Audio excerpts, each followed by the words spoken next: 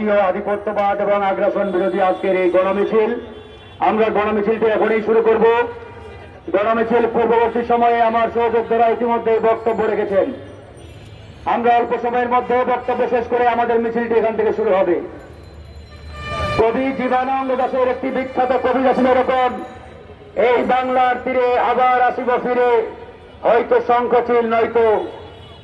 আর এই কবিতাকে খুনি হাসিনা আজকে নিজের মতো করে সাজিয়ে বলেন, এই বাংলাদেশের তীরে আবার আসিব ফিরে, হয়তো আনসার লীগ হয়ে নয়তো ইসকন লীগ হয়ে।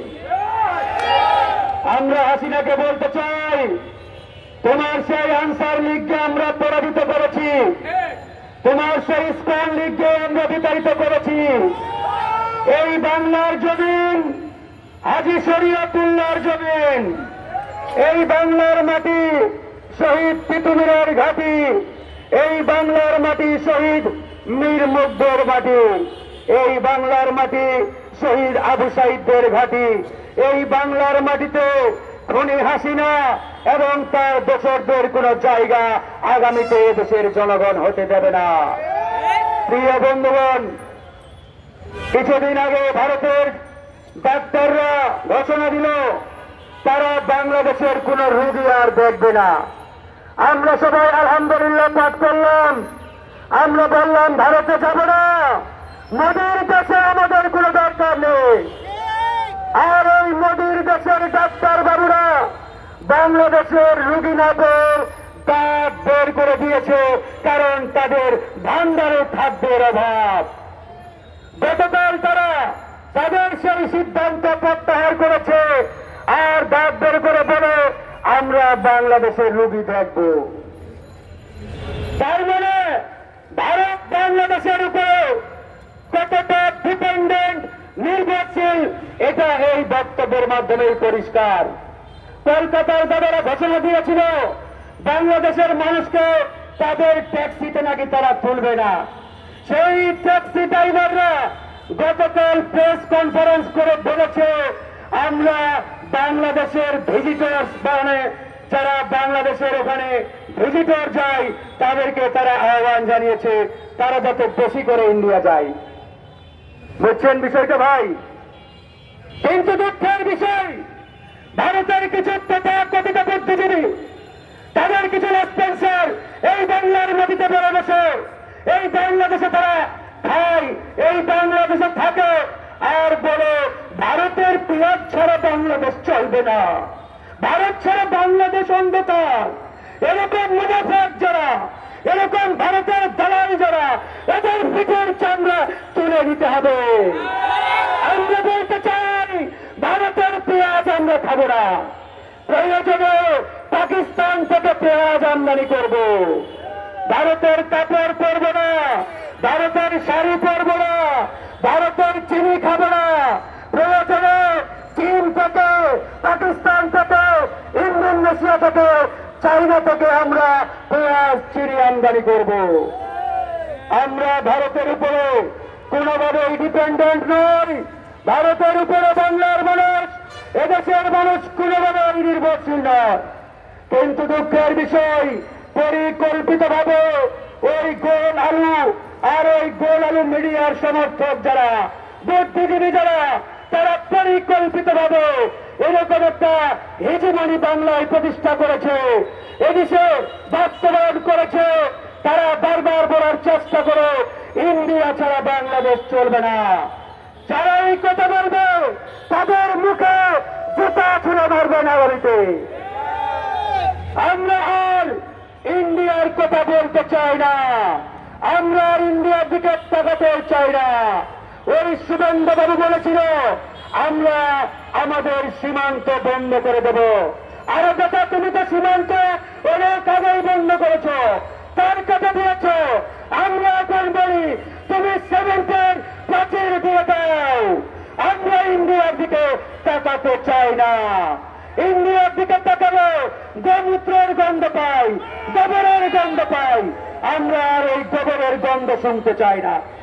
ভাইরা আমার, কথা একবারই পরিষ্কার, শুধু ইন্ডিয়াকে দোষারোপ করলে হবে না। ইন্ডিয়ার দালালেরা, রেল এজেন্টরা এই সরকারের ডানে বামে সামনে পিছনে বসা রয়েছে। এই সরকারকে বলেছি, গত পরশুদিন ডক্টর মোহাম্মদ ইউনূস আমাদের ডেকেছিলেন, তার সেই জাতীয় ঐক্যের ডাকে আমরা উপস্থিত হয়েছিলাম।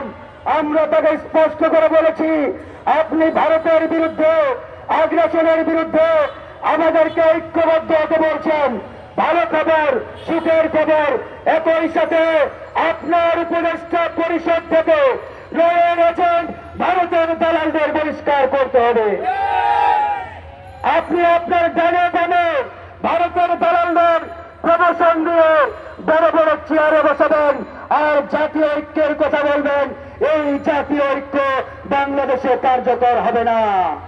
আমরা দেখতে পাচ্ছি সচিবালয় থেকে শুরু করে ওই ইউনিয়ন পরিষদ পর্যন্ত খুনি হাসিনার দালালেরা, রয়েল এজেন্টরা এখনো বহাল তবিয়তে বসা রয়েছে।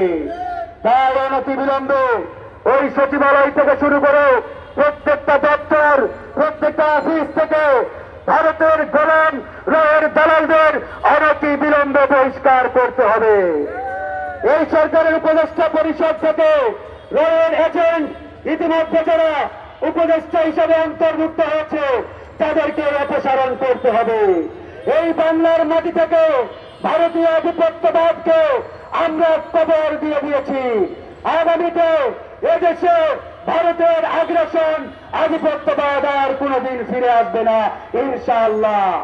আমরা গণ অধিকার পরিষদ ভারতীয় আধিপত্যবাদ, আগ্রাসনের বিরুদ্ধে আমৃত্যু আমাদের এই লড়াই, এই সংগ্রাম আমরা চালিয়ে যাব ইনশাআল্লাহ।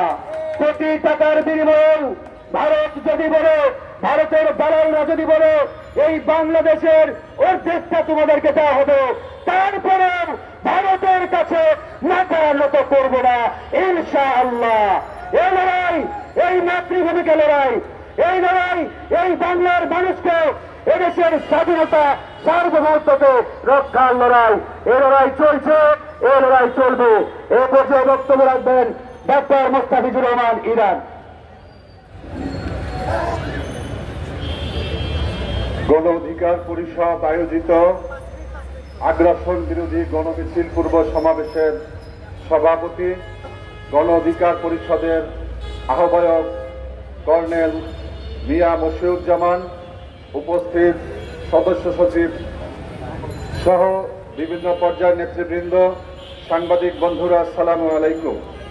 আমি শুরুতেই অন্তর্বর্তীকালীন সরকারের প্রধান উপদেষ্টা ডক্টর মোহাম্মদ ইউনূসের আহ্বানে সম্প্রীতি, সাম্প্রদায়িক সম্প্রীতি সুরক্ষা এবং ভারতীয় আগ্রাসন মোকাবেলায় জাতীয় ঐক্যের আহ্বানে বাংলাদেশ লেবার পার্টির পক্ষ থেকে সংহতি প্রকাশ করছি।